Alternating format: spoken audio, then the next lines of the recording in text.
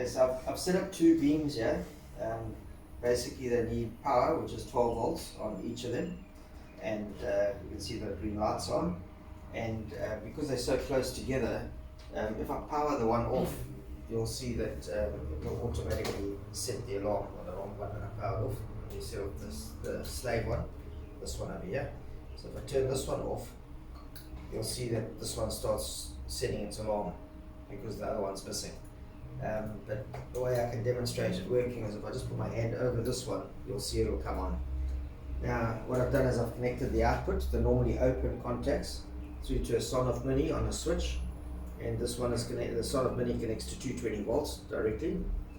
And so now what happens is if I set it up on the phone, if you have a look at the phone there, and you see that when I block that off and it comes on, it sets off the alarm on the mini, and when I remove my hand, it goes back off again.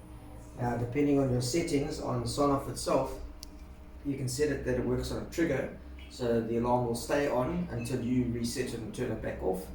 And you can also set a tone so that while you're sleeping at night, you can set up your different zones so that you have one set at your front and your left and your right and the back and front of your property, and any one of them gets set off by an intruder, you can be notified through your phone wherever you are, and you can also be notified so it can wake you up and you can go and have a look and see what's going on, and you can reset it yourself.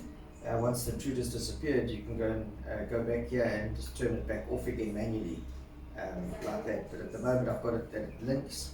Maybe I can show you here. You've got options here, external trigger mode, and I've said follow the mode of the trigger, which means that it's going to go on and off based on the trigger itself. The alternative is you can put a pulse. You can change this to a pulse over there, or you can just make it that it just triggers, so the first time it'll go on, the next time it'll go off, and basically what that means is that this will stay on until you turn it off again. So it's your choice how you want to configure the mini, but that's my recommendation on how to use the beams, and it's a very cost-effective way of getting notifications and control of your beams.